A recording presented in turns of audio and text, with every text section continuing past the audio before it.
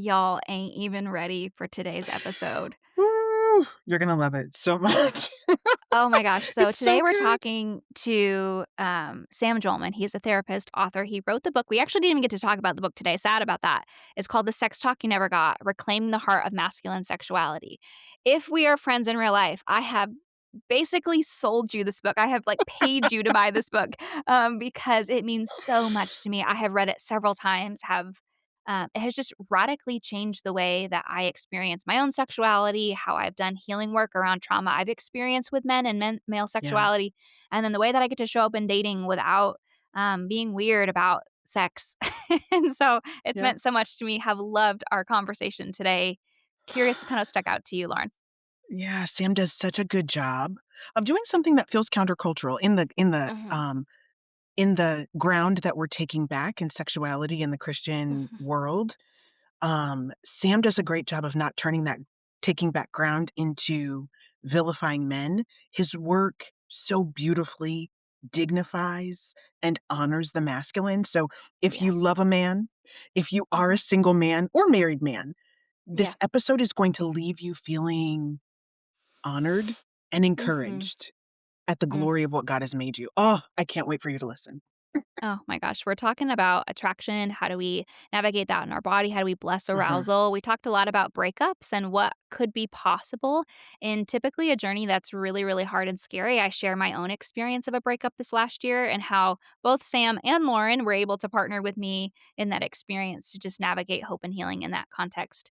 And yeah, this is a conversation that I wish we all had 10 years ago. And now we get to have today. One of my dear friends, Julie, she always says, now that we know different, we get to do different. And I hope that this Yeah. conversation is part of that in your life too. Enjoy. Welcome to the Dating and Desire podcast, a place for conversations and resources on sexual formation for adult Christians. I'm Lauren Matthews. And I'm Bridgett Blood. Together, we combine our years of ministry experience and time as certified coaches, helping men and women just like you navigate dating in a way that honors your core values. Each week, you'll hear us talk to therapists, pastors, coaches, and other leaders in the field of sexuality and relationships. While we acknowledge believers hold various perspectives on this topic, We're gathered around the belief that our desire is holy our body is good. and our story matters. Let's dive in. Okay, before we dive into our big conversation today, Sam, how the heck did you get into talking about sex on the internet? That is a very brave feat, my friend. Yes. Man, there's definitely been moments where I'm like, "Why am I doing this? Why did I pick this topic Right. to write about?" But, sometimes topics pick you, and, that would be the case here of just, being a man trying to embody well sexuality and feeling the struggle of that, both as a single person, now as a married man, in the dance of desire in marriage and the struggles that I had with pornography and the journey through um, coming of age and having no real meaningful conversations myself as a young man. And so having to figure so much out alone, it's a lot. And, I think this goes without saying, but let me say it for us all. Sexuality is something that sort of reckons with you, right? You cannot just simply control it and Mhm. manage it. You have to reverence God's design of it and find your way with it. It's a water course, right? It's sometimes white water, but you have to find your way with your sexual story and your sexual desire. So Hmm. yeah, so my own journey into it, my own journey through counseling, and then sitting as a therapist and sitting with men, particularly, but couples as well, and women in journeys of across the board, sexual trauma, sex addiction, Yeah. sexual struggles in marriage, and finding that for men, a lot of them only knew how to talk about it as good or bad behavior. Mm. Hmm. And so just wanting a deeper conversation about their stories, their desires, what they bring to sex, right? Knowing it's deeper than just a body release for every man, whether he knows it or not. Yeah. So yeah, that that's how I got here. And I actually do love it. Uh, Yay. Joy. the Yeah.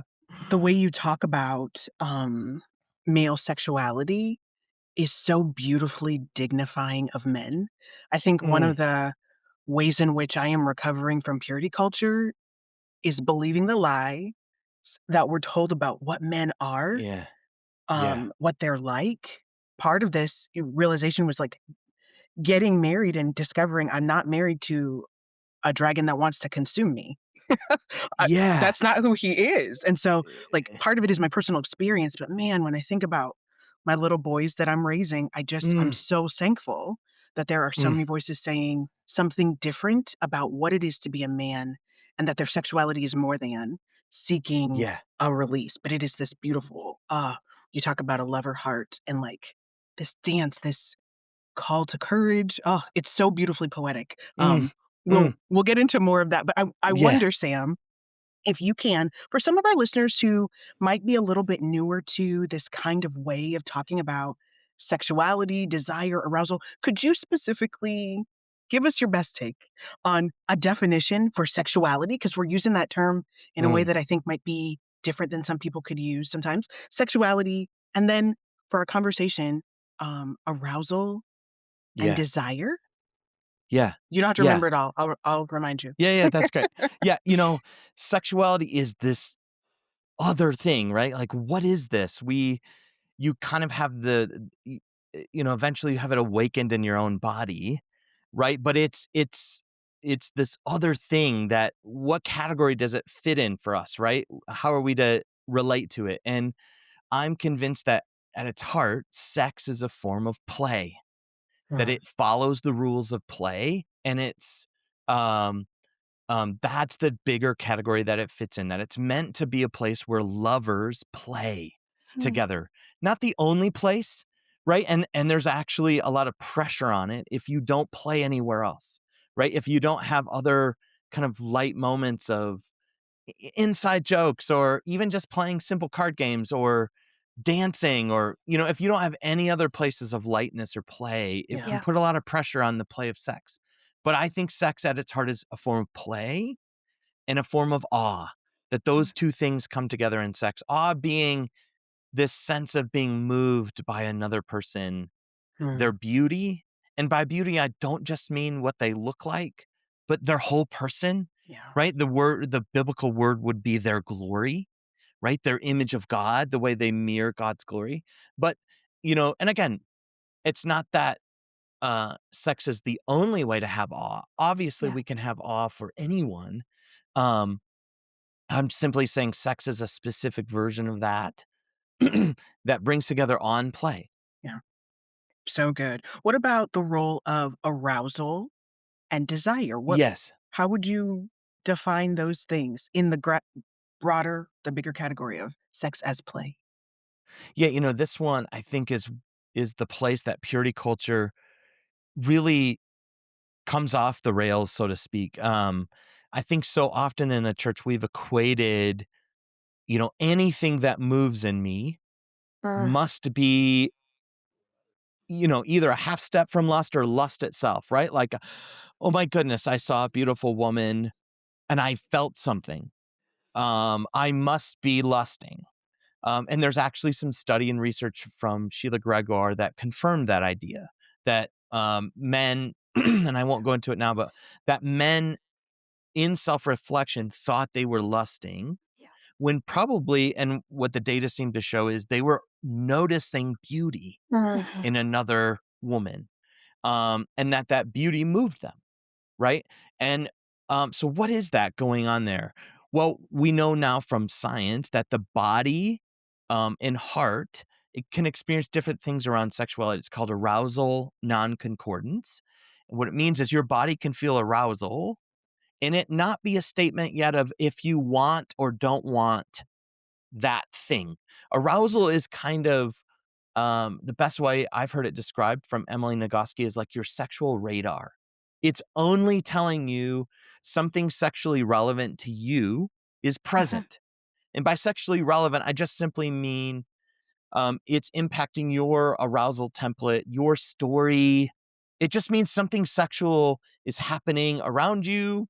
Um, and that could be, you hear a story, you see a person, Um, you smell cologne, you smell perfume, right? Like, doesn't Mhm. mean, it just means your body is aware of sexuality connected to your story or connected to you and around you. Um, it's not a statement of if you want that or not.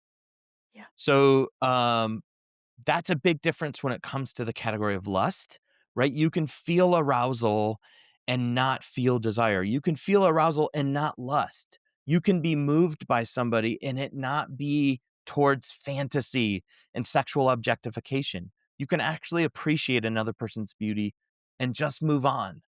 Um, it can also, it's a significant part of anyone's journey with sexual trauma Mhm. where, um, that's the really awful trauma impact of sexual abuse on a person or sexual trauma is that your arousal and your body and your desire, your body and your heart can get so separated, meaning you can feel things in your body in the midst of terror Yeah. or fear or pain in relationship, right? And so being able to acknowledge my body my body's arousal in one way is kind of amoral.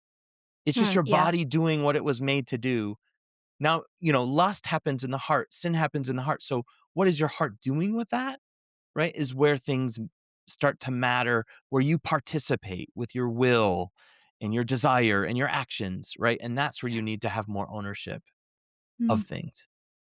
mm. Love it. That's so good. I would say, like, kinda what I'm hearing you say is arousal is more of your body's sexual awareness to the cues around you, and desire Mhm. is more of the wanting in the heart, like, the heart space of what's happening Yes. beneath that. Yes. Love it.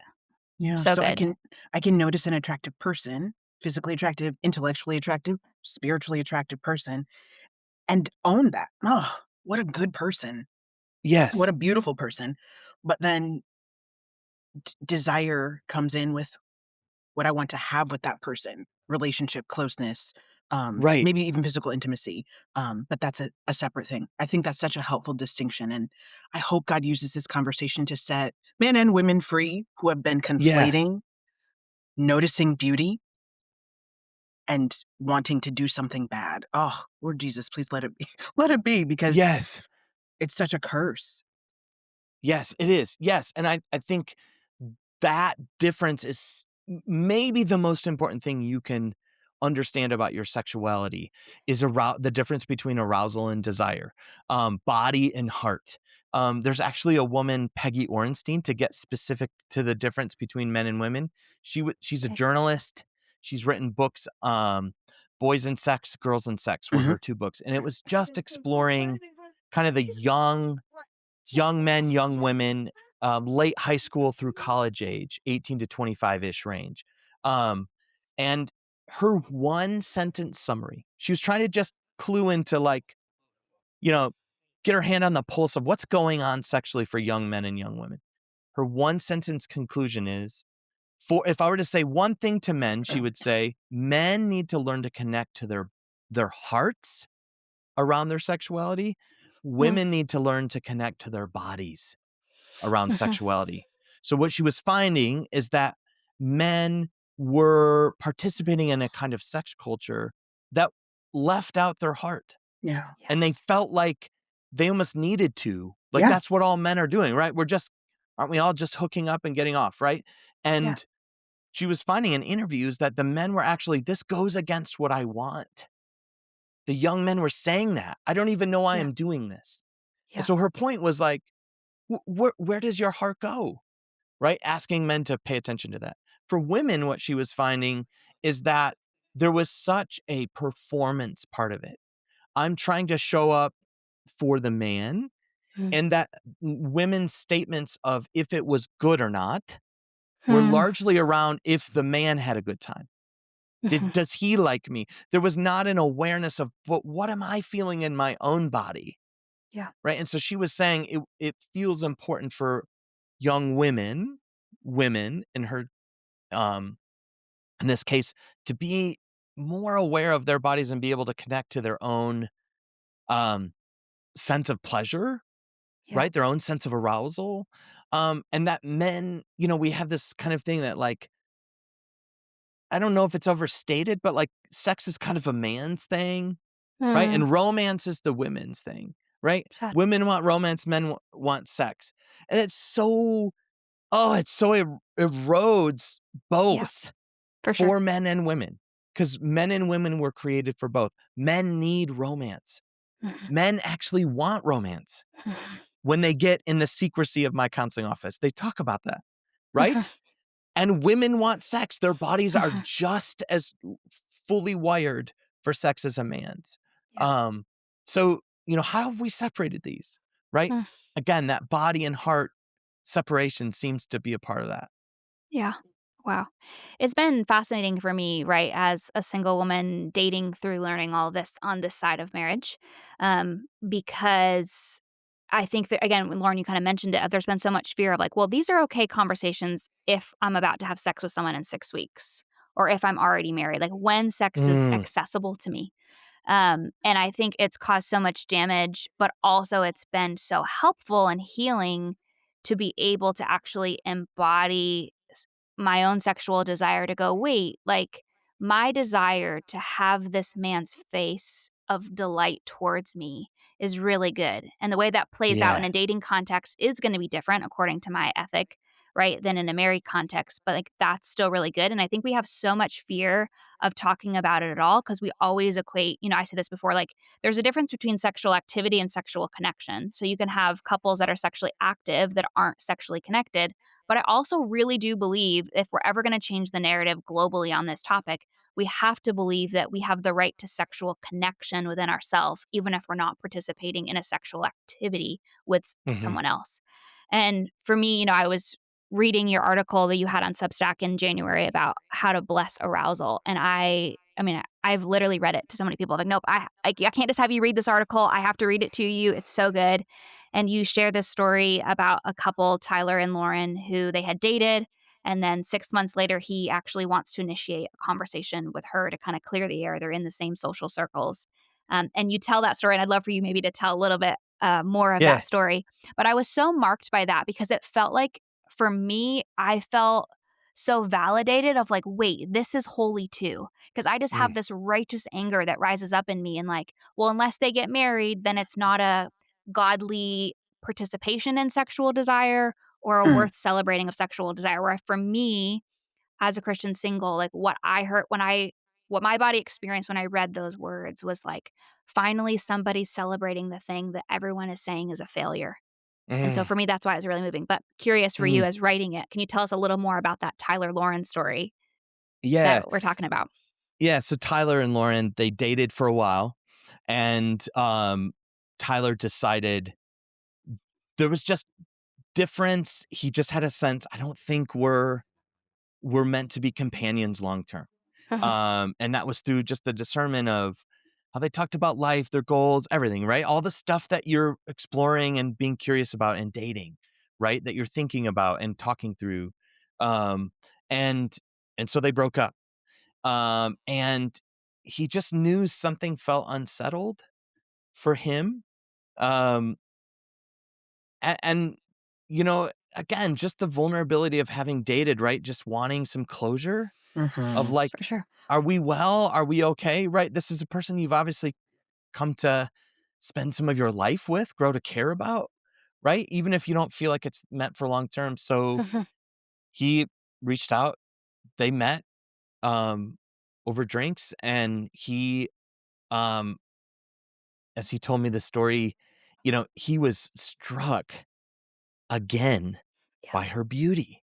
Mhm. And he says, I very much felt the arousal of her Mhm. beauty, and I swear it wasn't the drinks. And that was his direct quote. Um, and and so, of course, that being in his body Mhm.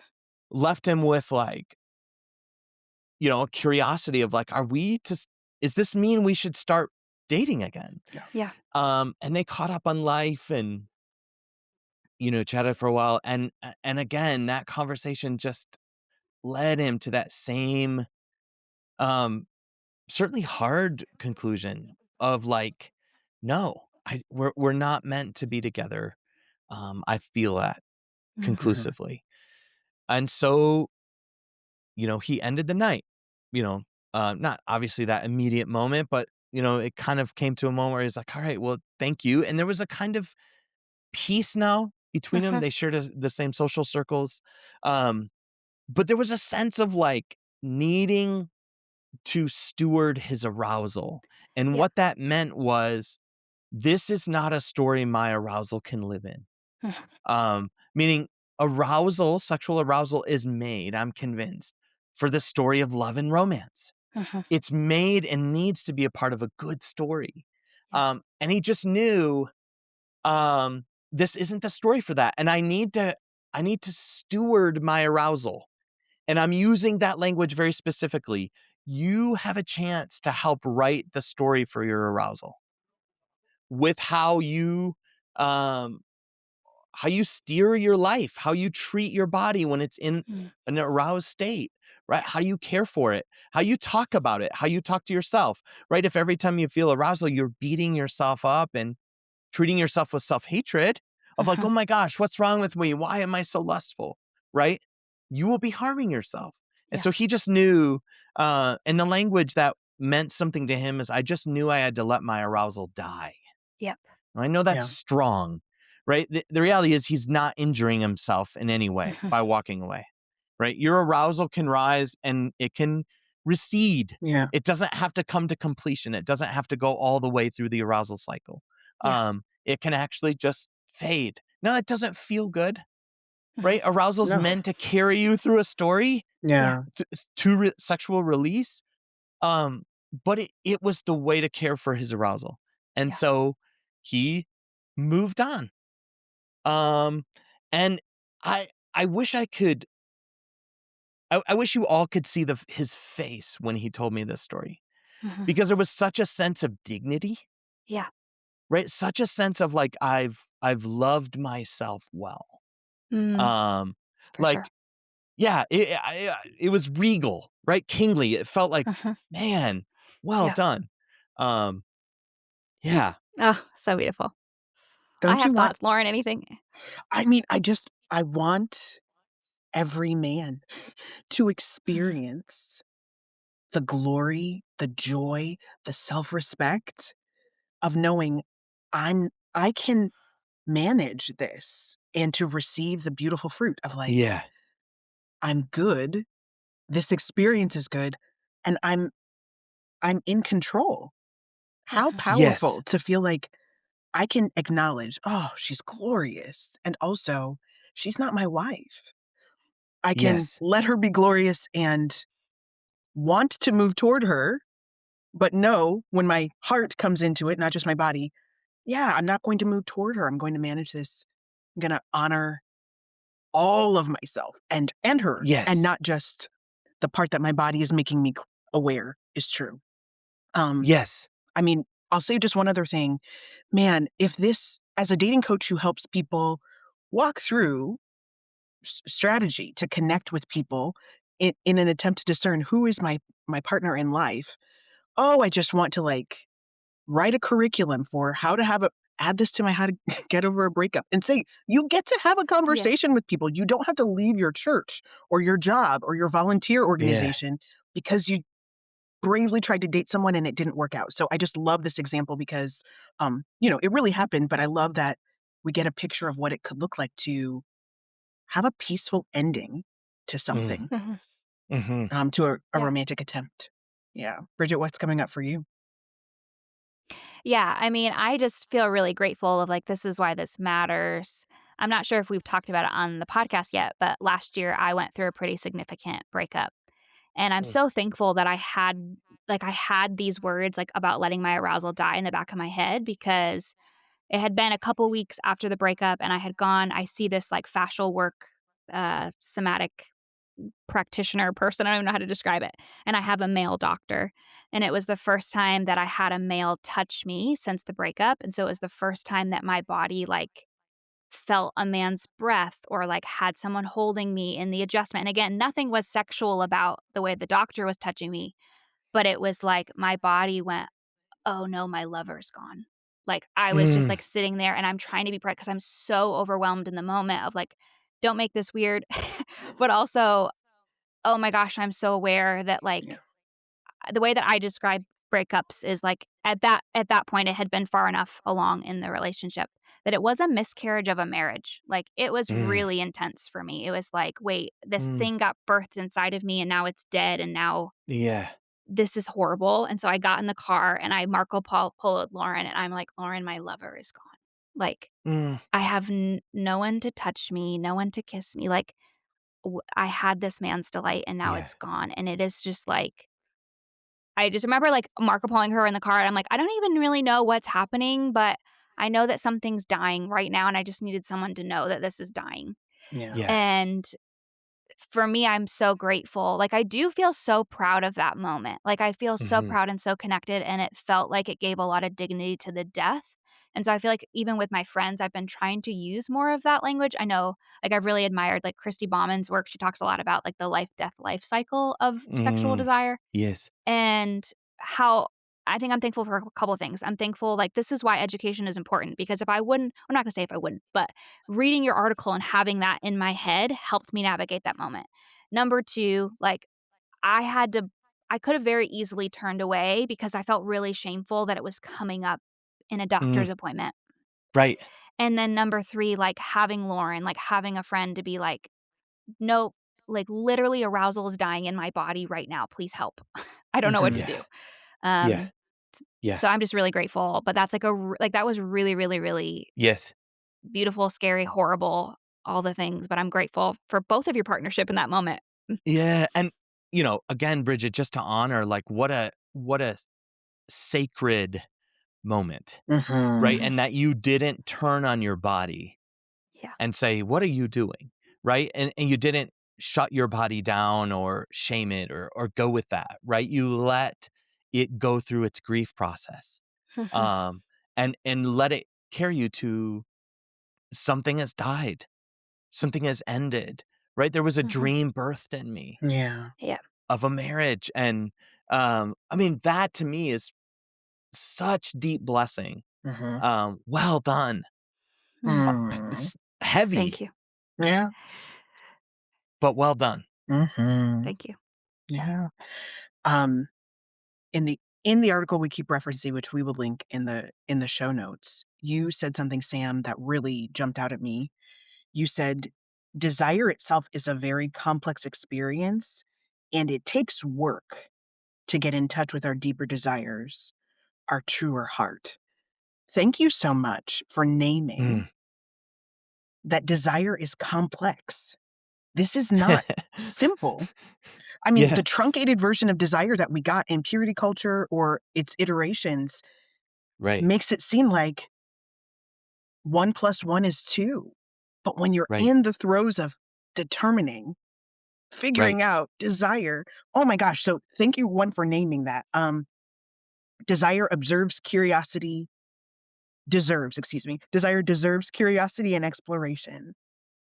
Um, and I feel like that would feel counterintuitive Mm, to a lot of our listeners. The way Bridget described bravely staying with the feeling of, "I'm being touched, my arousal response is beginning, and it's reminding me that, oh, my lover's yeah. gone," exemplifies really beautifully that curiosity and staying with. So, I don't know, does that bring anything to your mind to speak to around the complexity of desire?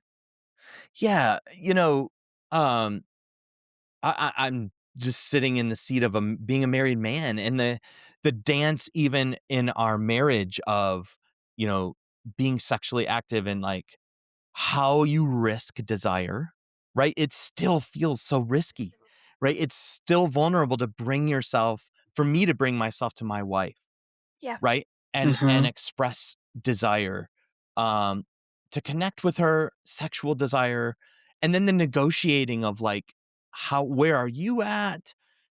And is it a no? Is it a maybe? Is it a I might need to talk first, or right? Or maybe I need to talk, right? And just even sitting with your own body and saying, what do I want right now? I Yeah. think even Tyler in the story, you know, um, I mean, the discernment to break up was months, mhm. because there is something about her I'm moved by, Yes. but I keep bumping up against these things. And so, do I want her? Do I not want her? I want I like this and I enjoy this about her, but and so that's messy. That takes Mhm. patience. Um, I think even on the other side, again, being able to wrestle with just even the tenderness of your own sexual story. Um, you're marking arousal that you were able to discern fairly quickly, Bridget. Well done. Of like, this is grief. Mhm. This is the memory of a Mhm. of a of a gone lover, right? And Mhm. my body is feeling that in this moment, right? Yeah. Um, I had a client who uh was a waiter in a restaurant and smelled the cologne of his abuser, Mhm. Mm. right? And on just a patron of the restaurant, right? Some random person. And Yep. his body was a flood of nausea, Of course. right? And he ran to the bathroom, Mm. almost at a panic attack level. Right? Yep. That is an overwhelming and different kind of arousal, Mhm. right? That it is the memory of sexual trauma Yep. through the cologne of an abuser in his life. Mhm. And so now he had done some work to know and have some conscious sense of needing to care for himself, right? The Yeah. kindness in that moment meant I need to honor this is bringing up pain. Not right. He was able to connect it to a story, in other words, and know For this sure. is a moment of I need to care for my body. It's recalling and reliving my trauma. Mhm. Right? But that's so complex, right? And to be able to say my body felt arousal and I don't want what happened. I very much Correct. didn't want what happened. It was sexual Yep. trauma. Mhm. Yep. Um, and that's such a uh, as I said in the article, it requires such curiosity. Yeah. If all you do is shut it down, it's probably lust. I just need to move on, right? If Bridget, what you said is, I just need to move on. It's Mhm. over. You know, uh, you know, I don't know what's happening in me. Just shut it down. Get through Yeah. this, right? You would have missed opportunity Yes. to actually heal. For Yeah. sure. Yeah, I think what comes to mind, so one of the things I again, it's been really interesting working backwards because I love, you've talked about very publicly just about your transition into marriage and your wife's sexual initiation with you and how your body kind of shut down of like, "Oh gosh, what do I do with her sexual initiation of me?" Mm. Um Yes. And, it's been interesting being like, "Okay, I'm learning from all y'all." I'm learning from all y'all, and I go, "Okay, well, what would have happened if we would have been able to have conversations about initiation from hand-holding, from kissing? Like, what if our bodies were able to Mm. practice Mm-hmm. initiation when our clothes Mm-hmm. aren't coming off because we just can practice the risk of it, like, in I don't wanna say safer, but you know what I mean, a less Yeah. risky environment." And so one of the things that I practice that's been really helpful that, you know yeah, I know, I chuckle when you say like, "Oh, wow, you got really fast to, recognizing the arousal." I'm like, "Yeah, that took a lot of work to be able to Yeah. identify Yes. that." And so I think about, for me, in the very beginning of in any relationship, whether it turns into a romantic relationship or not, if it's just a dude that I, have a conversation with that I feel activated by, is, I kinda have this framework I work through, which is, number 1, what is the story? Like, Mm, what about this situation is activating to me? And it's like, "Oh, wow, like, I felt like I got complimented," or, "I liked that he initiated, like, the pursuit of mm, it felt good," or, "I liked the play of it," or whatever. And then I ask, the second question is, "Well, how does that story relate to my story?" And so it's mm, like, okay, like, where have I Mhm. lost play? Um where have I needed someone's attention and feel like I didn't get it? And, like, going through those things. My favorite question I think that helps really slow people down is like, what does this say about what's missing in my life? mm, I think about, I have this email that goes out for when people join my email list. I talk like about my handsome cowboy experience here in Nashville. I had met this guy at church, and I very could feel the presence of a very handsome man standing beside me. And so I'm talking to a woman in front of me, and so just kinda, like, move my body a little bit of, like, "Let's just see what happens here." And so I just kinda just that's literally all I'm doing is I'm just gonna keep my body open. That's all I'm not saying anything in, I'm just keeping Yes. my body open. So And good. then he, like, he lingers at the, like, food table or whatever, and he kinda comes up behind me. He goes, "Oh, can I sit with you?" And I'm like, "Oh, absolutely, you can." And so we go and we sit down, and, like, I remember just kinda, like, again, doing a body check-in of, like, "Okay, Mm. arousal's happening here. What about it?" Just kinda checking in with myself, and I was like, "You know what? What does this tell me about what's missing in my life?" It's like, "Oh, it just feels good to have more interactions with new people." Like, that just feels really good. Yeah. As I'm sitting here talking to this man, I don't actually know that I have any romantic interest in moving another conversation Yeah. forward, um, but the arousal that I felt to him was good. It wasn't like, "Oh, I'm doing something sexually wrong because I'm sexually desiring a person I'm not in relationship with." It's just like, "Oh, desire is just giving me information, and I don't have to Yes. move forward with that." And so I think, um, yeah, you know, because I know wow, I'm getting off because I'm getting excited, but You're good. um, the reason why I think these types of things are really important in the small macro is when you use language, Sam, and I know, Lauren, you had a question about this, of like arousal is meant to take place in the story of love doesn't necessarily mean, or I'd be curious kind of your feedback on this, Sam, of like, doesn't necessarily mean that you're madly in love with someone moving towards a marriage relationship. It just means the concept of love for yourself and for the other is Mhm. this a context in which love is present? And in that Right. moment, the way that I engaged love is to go, "Wait, what do I need? What do I desire?" I don't actually desire romantic connection. Yes. That's so Um, well said. and if Yeah. I would've, like, gone against love in that moment, I think it would've been like, "Ooh, it feels good to have this man talk to me. I'm gonna keep doing it, even though I don't have any intention Ooh, in Right. girl. building more connection." Right. Right. And, I think you're naming it so well that, it oftentimes arousal needs to take you to your core needs, core Mhm. desires. It may not be a desire for sex, right? Like, I think sexual arousal is meant to always live in the story of love. Romantic love Romantic, ultimately Yes. yeah. has a place to be in marriage. I believe in, sex in marriage, Yeah. a committed marriage. But, um, um, you know, I, I, I would share a story of there was a time I was pumping gas at Costco and it was after work. I was tired Mhm. and it was at night. It was in the winter. I remember that part. And a woman pulled her car up in the island just on the other side of the pump. Mhm. And I was struck and moved by her beauty. Yeah. Her beauty impacted me. She was well dressed. There was just a sense of dignity to the way she was holding herself. And it wasn't like business attire. It was Yeah. clearly self-expressed artistry. Yeah. Like, this is her personality coming out in her clothing. Yeah. I was like and again, the sense is, "Okay, check in with my body. Mhm. Am I lusting?" Right? Mm. And the sense was like, "No, I think I'm being moved by her beauty. Yeah. She's a striking woman." And it took me to similar curiosity of like, so what for me is moving me right now? What Mhm. about my core desires is she moving? And there was such a sense of like, at that moment, I felt so tired Mhm. and I felt like I want to be a man of dignity. Yeah. I want to be able to, the sense I had is she looked like she was going to, I don't know, a dinner party, a Something fancy. concert, right? Yeah, something fancy, right?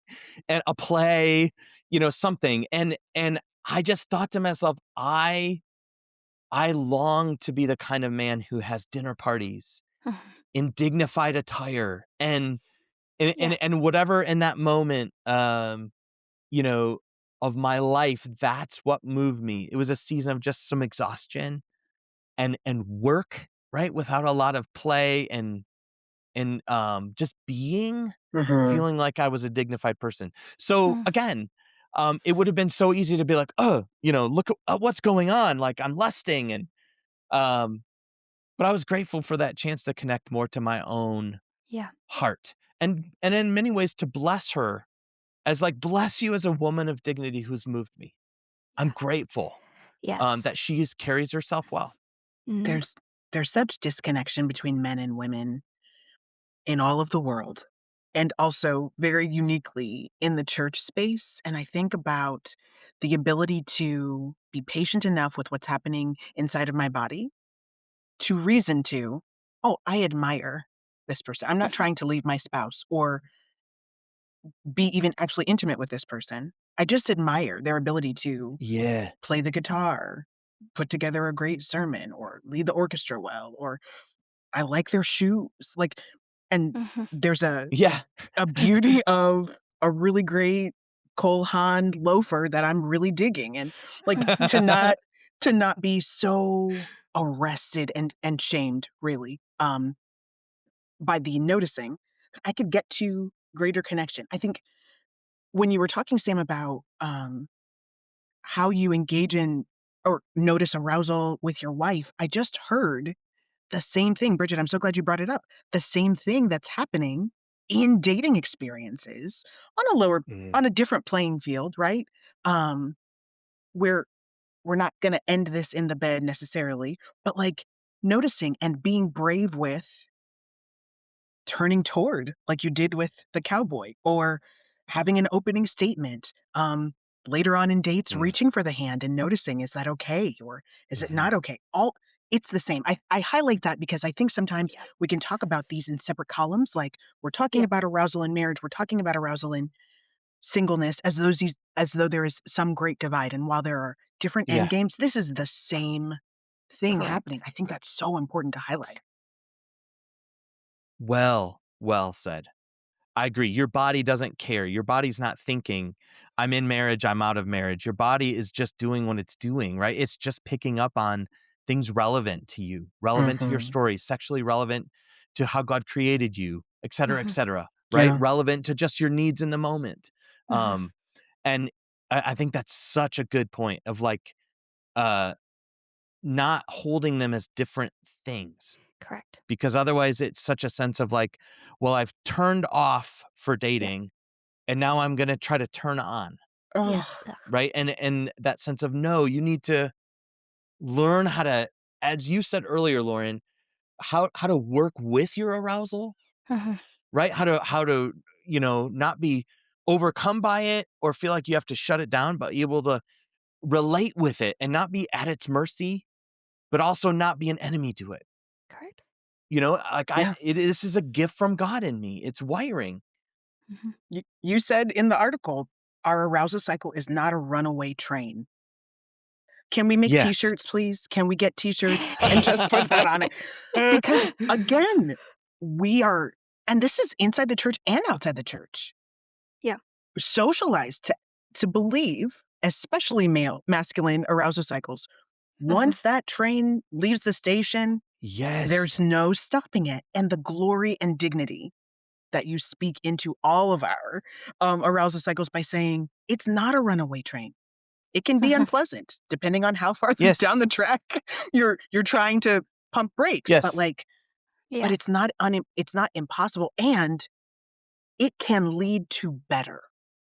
It can Yes. lead to more connection, more Yep. more humanity Yes. Yeah. to stay with, yeah, all of the parts of what's going on. Yeah. Yeah.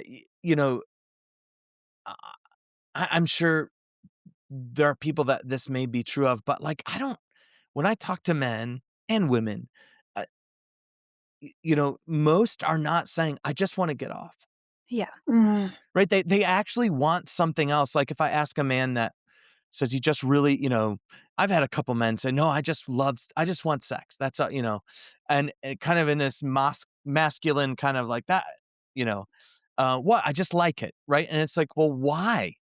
What do you like about it, right? Being able to connect to it's actually the intimacy. It's actually the time, a lot of men will say it's the time I feel the most wanted. mm, Oh, we're now in your heart with that one sentence, right? So being able to sit with like you're you want more than just a body release. Mhm. You are wired, men and women. Um, and there are important times. The other story I shared in the article was about a couple where the man was down the tracks of arousal, but he didn't feel like his wife was with him, Mhm. Oh, right? it's such a beautiful Right? I And wrote he tears next to that part of the oh, article. It's so good.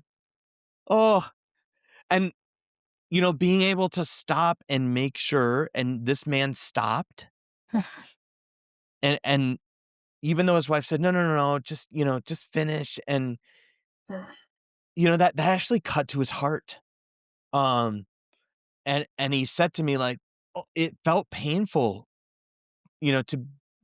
to be Yes. invited to go alone almost, Yes. right?" And Whew. the sense of, like and so he stopped Mhm. to say, like, "No, it's worth stopping sex to check in on what's going on with you because she just seemed distant. Her eyes were Mhm. closed, she was far away emotionally, um, if you think of any game of play, Mhm. right? When somebody's not well, somebody gets injured on a field, we stop play Yep. to make sure everybody's okay, right? Mm. Mhm. That's what sex is meant to be. Everybody's coming along, everybody's here, um, and if not, we work through why not? Yep. Because there are solutions, because God is so kind, and our bodies are Yes. so capable of learning what Yes. where there may be deficits that, like, we can wholeheartedly stop play right now knowing we're setting up wonderful play for later. Mhm. Yes. Yes. Oh, so good. One of my Yeah. favorite things that, Jay Stringer talks about is he says, "Good boundaries expand the possibilities of play." Mm. And so I think about, for me, one of my, like, core sexual values in dating relationships for myself and what I work with clients is, like, if you can't talk about the specifics of a sexual experience out loud, you actually haven't built enough trust to participate. Ooh, Mm. And that's really That's so good. scary because right? you're having a conversation of, like, "Hey, I'm far enough along where I'm interested in kissing you. What kissing you means is this. Like, it doesn't, at this point, it doesn't mean horizontal on a couch. It means I'm going to kiss you goodbye after dinner."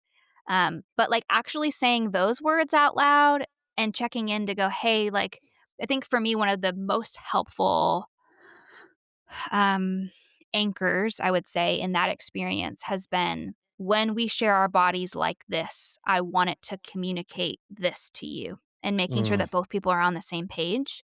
Because I think, especially, well, I don't want to speak, I can only speak being a woman in these situations. I'm not going to put words in men's mouths. I'd be curious what you've heard from men. A Yeah. woman being in sexual experiences is like, um, the parameters help me stay really present to the moment because Mm. I'm not worrying about, like, well, what direction is this gonna go? What does this mean? What does this not mean? Yeah. When, like, my brain's spinning on all of those things, like, I physically can't stay present in the moment. So to actually be like, "Wait, we've already talked about it beforehand." And it's not like a weird thing. It's not like a, like, "How would you like me to kiss you today?" And then no, it's a more like, we've had Yeah. conversations over coffee or while we're on a walk or whatever, and then when the moment naturally arises, it's like, "Oh, we've already talked about what the boundary lines are for this experience, what level of relational commitment this type of Mm. physical experience means." And we also know that, like, okay, we can chat about, we can talk about it in the moment if we need to. That has been really, really helpful, I think, as far as navigating dating as an adult to go, in the different relationships I've been in, of like, I can still bless this man's sexual curiosity of me, his pursuit of me, um, his innocence, his wonder, his trying to figure it out too. We don't know what we're doing. We're Mhm. all trying to figure this out. But Right. I feel like having those perimeters have provided a lot of safety for me in those experiences. Yeah. Yeah, safety, right? That sense of, all play asks the question, "What are the rules?" Mm, Mm, Right?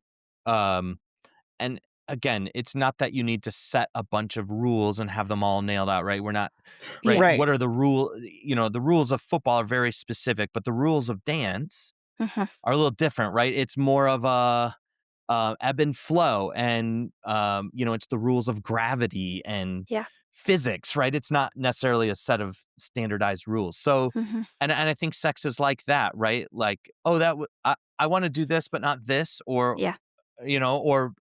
kissing sounds really good. Okay, I'm good. Mhm. That's as far as my body feels safe to risk right now. Yeah. Yeah. or Mm, being able to talk about it afterward. I think the the heavy ones are when there's like a pattern, and I remember this in dating my wife where, we went too far, we crossed what we mm, talked about, and then there's the sense of shame, yeah, sad. and then we don't talk about it, Mm. and then we kinda move on, and then we move back into that, or we avoid that for a while, and it's Yeah. Yeah. this limp of, Mm, walking with a broken bone, so to speak. So, I love what you're inviting, which is we can always talk about this.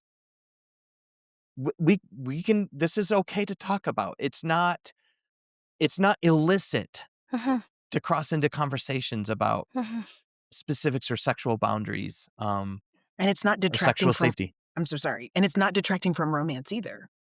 mm-mm. It's Yes. creating an avenue, um, for romance. To your point, Bridget, Yes. that now my brain can stop spinning because I know we're just going to Mhm, kiss, and mhm, the kiss doesn't make him think or, you know, going down the road. No, we're just going to kiss so I can enjoy this experience and let it mhm, Right. be not just a pleasurable experience, but also good data for that God is going to help me use to discern, is this my guy or not?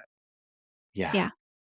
Ugh, I Yeah. mean, one more I have fear because 'cause we're running out of time. I wanna just say one more thing about that, um, because I have this conversation with people a lot, is they feel, um your body most likely will want to move towards sexual activity with someone when you're experiencing sexual arousal. And so it's been interesting of like I actually even like talking about that part. I like saying that out loud about, ooh, sexual joy, thinking about this new level of sexual intensity with you, filling in the blank. Um, Sad that we're not gonna go there today, but also feel a lot of joy that we've stopped where we have. And I think even that part of like, I just wanna I feel so lonely where I'm like, "Guys, let's just talk about it." I know it's terrifying, Mhm. it's worth the risk. Um, I think what has given me the bravery and the containment to have those levels of conversation is education, through things like Sam's, content, and then number 2, having friendship. I mean, Lauren and I are on a podcast, but we're real life friends too, where I That's literally awesome. can call. I literally can Marco Polo or text and say, "Hey, had this sensual experience or thinking about introducing this level of sensual experience. Can you help me process what's happening for me?" And then I'm gonna bring that back to a partner. Mm. Like, having the support on both sides has been really helpful. But I think, taking the pressure off of just because there's sexual curiosity about something doesn't mean they're doing anything wrong. Yeah. Also doesn't mean that you have to participate. I think that, that was a huge thing of the purity culture thing of like, don't start something you can't finish. And so Mhm. we see that, first of Ugh. all, develop so much fear in um, dating, but then I watch that a ton in marriages where specifically I see women, they're like, well, I won't even, if I hug him in the kitchen, that means he's going to want sex. I just won't hug him at all. And it's like, okay, well, then Mhm. you've literally destroyed any sort of play, any sort of connection, because we're having that. So I think starting it in the Mm. dating season to say, I can have sexual curiosity about an experience. I can Yes. participate in a level of sexual. I use the word sexual a lot. I wanna clarify, I'm Mhm. not saying people are in my ethic, I'm not saying people are having sex. I'm just saying sexual in the sense of my body is learning to share with your body, and we're learning Yeah, how to do that together at a level that Yes. matches our level of conviction. Um, and commitment, yeah. and yeah, so it's fun, it's beautiful. Yeah. Thank you. Again, we could say 1,000 things. Curious as Can we I add kinda one wrap. more thing? Yes. Yes. Anything else that we haven't said, Okay. Sam, that you need to say? I think back to men need to learn to connect to their hearts around their sexuality. Women need space Huh. to connect to their bodies. What you're honoring is safety lets me connect to my body. Mhm. I'm not in hypervigilant danger. Where's this going to go?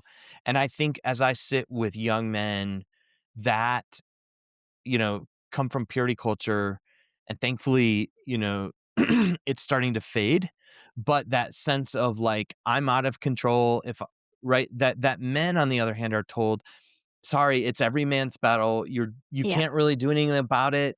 Sad. You're a runaway train. I've had men say, even verbatim, like, there's a point of no return. There is no such thing as a point of no return. That does not exist. You will not injure Yeah. yourself. No, you can stop at any time. Again, it Mhm. won't feel good. Yeah. But being able for men to know how to bring their heart into their Yeah. arousal. I did not know that as a man. They were Mhm. so separate, right? And what you're inviting is such a humanizing, honoring Yeah. Mhm. conversation, Bridget. And I think the more men know they can stop and they can relate, they can actually have a conversation with their bodies and arousal. And the Mhm. more women can connect there to their bodies with their heart Yep. and feel the space for play as is Mhm. appropriate, given the relationship. Like, that's such a beautiful vision. I Mhm. just love how you've said that. Mhm. Joy. So much joy It's being such a together today. yes. As we wrap up, how can people get connected to you? I know you have on Substack, you have a monthly call. How do people get connected to that? What else you've got going on? Yeah, thank you. Yes, I'm writing ongoing on Substack. Would love you there. It's where I'm hashing out all my thoughts and journey on healthy sexuality. So you can just go to samjolman.substack.com. All the articles are free. If you want to talk with me about them, every month we do a Zoom conversation.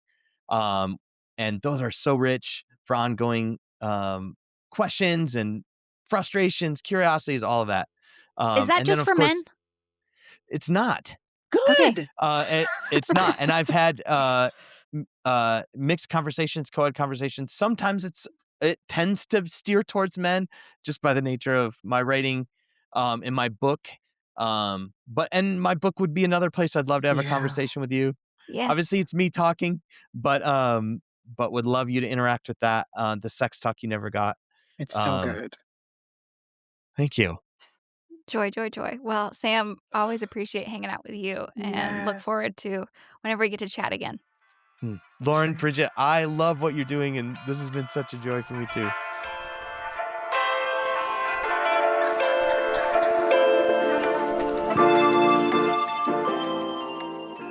Thanks so much for spending your time with us today. If this conversation encouraged you, challenged you, or helped you feel a little less alone in your dating journey, we'd love for you to subscribe, leave a review, or share this episode with someone who might also need the encouragement. You'll find links in the show notes to connect with today's guest, as well as other ways to work with Lauren and me through coaching and other opportunities designed to support you in dating with clarity, trust, and integrity. We believe you don't have to shut down your desire or abandon your values to build a meaningful connection. And we're honored to walk alongside you as you navigate that journey. You can also find us on Instagram at Dating and Desire, where we'll continue the conversation. Thanks for being here. We'll see you next time.